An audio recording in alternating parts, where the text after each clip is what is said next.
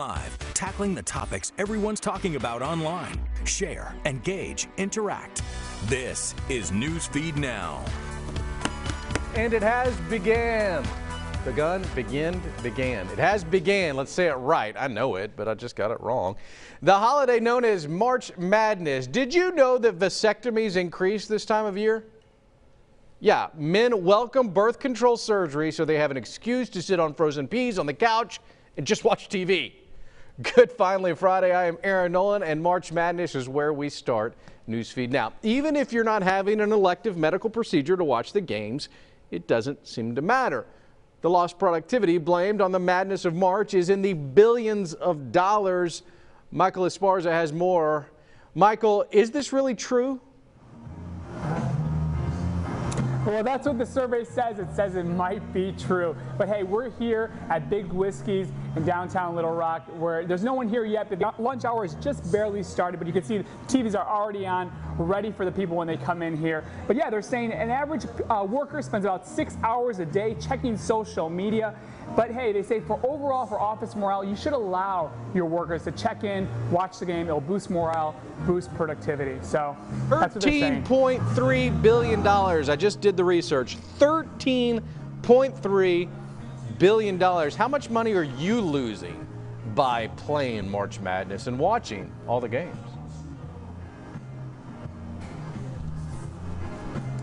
Yeah, I don't know. I mean, that's what they're saying. They're saying that that's as much money that's being lost out there. But hey, I say if they're telling you to check in every so often, watch the game at work, boost your morale. I think we just lost Michael. Hey, technical problems happen. We are in a digital age where sometimes technology fails, but guess what? I have a backup plan. Check this out on ncaa.org. Here is the bracket right now. This is my bracket, guys. As we zoom in here, I'm going to zoom in. Look at this. Can we pull up my bracket here? Here we go. Look at this. Those are all right answers, folks. Every answer was right. Okay, that's really not my bracket. That's the PDF file of the bracket winners. But right now, according to ncaa.org.com, 0.26% of brackets are correct. 0.26. The first two games yesterday at 2:50 p.m., if you read this, we only had two games. 25.6% of brackets remain perfect. 2/3 of everybody got one of those two first games wrong. This is the madness that is March. The first game coming up. Let's jump over and figure out what that first game is. I believe that first game. Anybody know what that first game is? Can anybody help me out? Let's go to ESPN. They'll tell us. ESPN.com. The first game today is Iowa, a 10 seed, taking on Cincinnati. I'm not sure who I have picked in that game. I sure hope I get it right. Go to Twitter right now and tell us, is your bracket still perfect? You can follow me. It is at Aaron Nolan News. I have asked the question simply, is your bracket still perfect? Or are you one of those, 79% or something like that, that are wrong, maybe all the time? All right, let us know. Our justice system strives to get it right. That's the goal, to punish those who have made mistakes and to keep victims safe. But every once in a while, mistakes are made. This afternoon, a 58-year-old man is free after spending 4 decades behind bars for a crime he did not commit. Tisha Mazunga has more from Baton Rouge. Good morning. Williams was accused of raping and stabbing a woman in 1983, but a national database shows his fingerprints did not match what was found at the scene. Now, DNA testing wasn't available when he was convicted, so while sitting in prison, Williams' attorneys and organizations like the Innocence Project New Orleans weren't going down without a fight, so they pushed for fingerprint testing for years. When those fingerprints from the crime scene were run, they matched a man, Stephen Forbes, who was caught in the act just a couple years after this crime, committing another sexual assault, and admitted to having done a total of 5 other similar rapes in the area. Yeah, I'm very emotional. Williams says he's not angry for being wrongfully accused, but he still feels he has work to do. So he plans to work with organizations to get wrongfully convicted inmates out of jail. Now, D.A. Moore says the woman who accused Williams back then was supportive of his exoneration. Now, Williams' attorney says Louisiana and Nebraska are the only two states in the country that don't let eyewitness identification expert testify, and he's asking state leaders to change that. For Fox 44 News, I'm Ticia Muzinga. Fred Schulters is an assistant news director there in Baton Rouge. Fred joins us now on the phone, having a little bit of technical difficulty, so we're just going to hear from him. We're not going to be able to see him. Fred, when you get a story like this in the newsroom, it's one that you ask a lot of questions. How did this happen? So I got to ask you, how did this happen? Well, yeah, it is definitely. Once we got word, we sent crews out to the courthouse immediately to try to get reaction. As you know, and probably your viewers know, DNA evidence has been sort of the darling new technology for the wrongly convicted. But fingerprint evidence can also be very helpful, especially when the new fingerprint technology literally points the finger at someone else. And that's what happened in this case. The fingerprint technology actually caught up with Williams, and they were able to take those fingerprints that were taken from the scene and match them to someone else. So that other person was already in prison, and in fact, if I read this report right, has actually died in prison, but he was there for something similar. All right, Archie Williams exonerated. What was kind of that video? As you look closer at that video, his feelings, his thought process, was he upset at this, or was he kind of grateful that that justice and maybe rightness was finally served? He was very grateful, and as you mentioned, I'm assistant news director here. I used to be a reporter, and so now I send people to those scenes. And when the photographer got back, I just asked him, you know, hey, what was his demeanor? What was he like? The photographer described him as a very humble man and someone who was just grateful that the system actually worked for him, even though it hadn't in the last 36 years. He said he's still worried about what he considered the family that he left back in Angola. And as you can imagine, after 36 years, I'm sure he created some lasting friendships. Yeah, without a doubt. All right, Fred, thanks so much for taking the time out of Baton Rouge. We appreciate your time, buddy. Moving from land to water, it's the basis of a duck boat. You tour an area in a truck that turns into a boat. Last summer, one of those tours turned deadly. 17 people were killed in Branson, Missouri after the boat hit these rough waters. Now in that small southwest Missouri city, the duck boat is being docked. Instead, the company of 47 years is turning to a new way to entertain. Crystal Blair has the story. The Ride the Ducks attraction will be replaced with what Ripley's is calling Branson Top Ops. I was notified by Ripley's this morning and told about the new project that they were bringing to Branson. Top Ops is described by the company as a patriotic-themed experience offering an interactive outdoor maze, indoor laser tag, and other adventures. They also said they plan to donate 10% of the 2019 season proceeds with a minimum of $100,000 to first responders. Branson Mayor Karen Best says the city is grateful for those donations. Anytime that any local business wants to support our first responders, we're always very grateful to get those donations. And some see this new attraction as a way of healing and moving forward. It's one of them things that it's time to move on. It does bring back memory of the tragedy every time somebody goes in and rides it. And there probably will be people that won't ride it anymore because of that. We had some good times years ago on them, but I think it is time for a change, and that was a horrible tragedy, and I think it's time for something new to come along. I'm thinking if I were one of the families that had lost loved ones there to have to come back and see something like that again, I'm not sure that would be, it would make me very sad. Part of the healing process is moving forward. You never forget what happened, but you also keep moving forward toward the future. All right, Lisa Hamlin is a news director in Springfield, Missouri for us. Lisa, you know, I've lived in that area. I understand the duck boat attraction.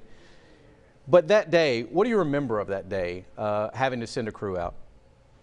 Well, of course, we sent multiple crews out. I remember it was an evening event. You know, the storm was coming in about 6:30. It was actually kind of calm at that time, but there were warnings out, watches out about impending storms. And I think I was at my house by that time, actually having my dinner.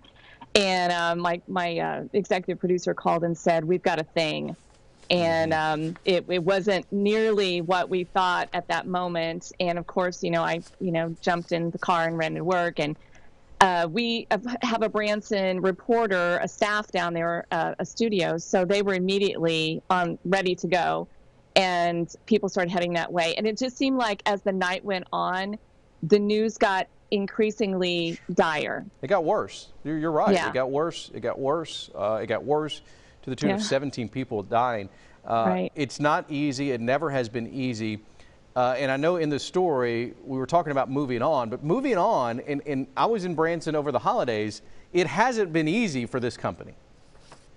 No. And when you think about them putting this new attraction in, imagine the multitude of conversations they must have had to try to figure out what is the best way to proceed. Can you put something else in that makes sense and that also doesn't offend? And I think the fact that they're donating the first 100,000 that they make is a way of saying, hey, first responders, we haven't forgotten what happened here, but we do have this empty building and we need to figure out what to do with it. And I was just wondering before we went on here, what's better? Is it better to have an empty building where people drive by and see that tragic location every day and they're reminded of it every day? Or is it better to go ahead and put something in there and try to have some healing forward? That's a really good conversation, Lisa. I mean, Ashley and I, and my wife, we drove by Branson and we drove by that area, and our first thought was the tragedy. And I think you may be right that if you rebrand it, maybe you can heal from this and start having different thoughts. Different thoughts and a different way of seeing a way to go forward. Nobody in that community is going to forget that this ever happened. It's never going to be a conversation that is not brought up in that community.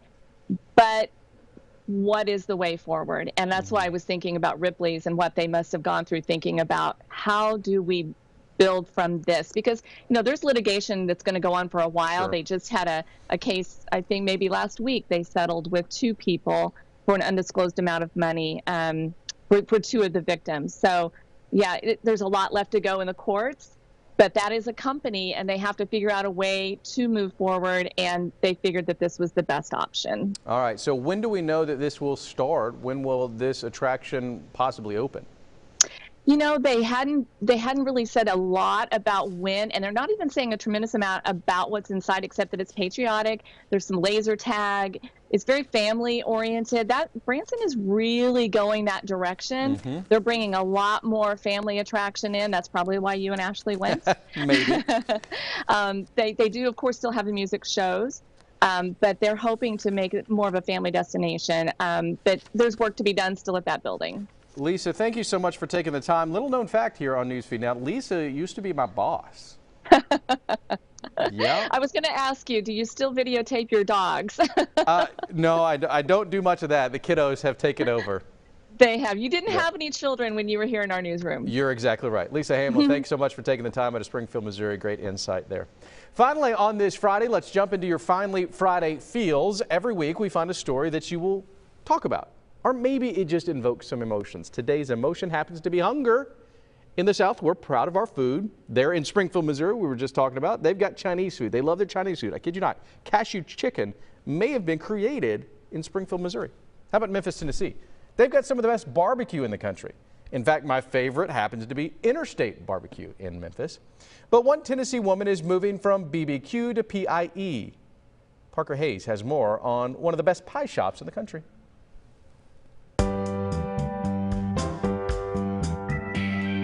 Everything about my cooking is my mom. This is my mom's legacy. I actually opened this business on her birthday. My mom was an entrepreneur in her own right, just sold everything, but a good cook she was.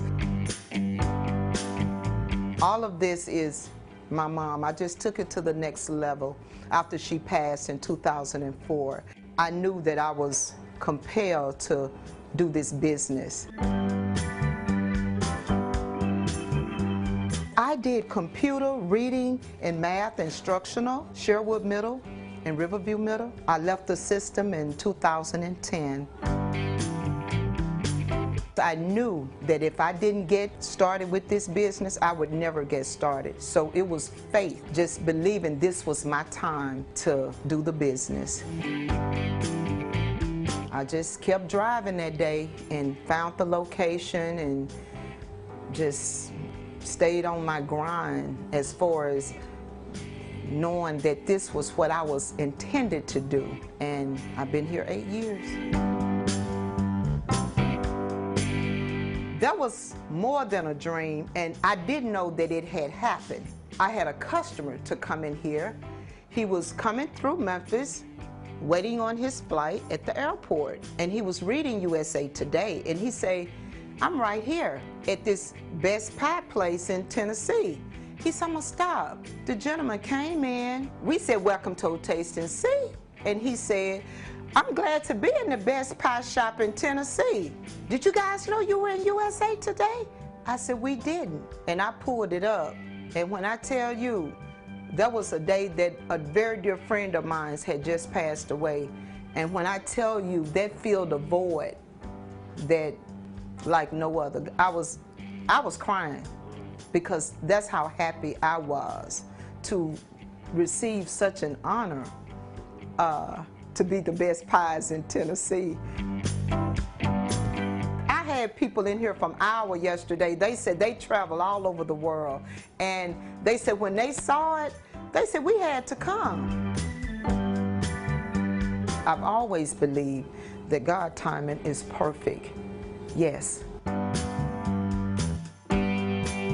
Like this moment with the Best Pies in Tennessee, I am loving it. I'm able to go out, see the people come out of this kitchen, see the people that I'm cooking for. That is my gratification at the end of the day, that I know who I'm cooking for. I know who's eating my pies, and I love it.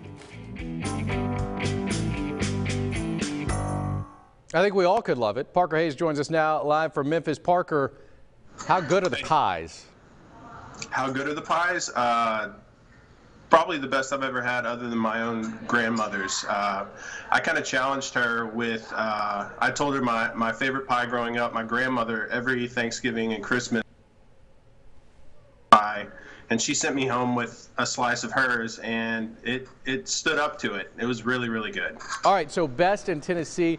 How did this happen? How does the USA Today go about choosing the best of the best when it comes to pie?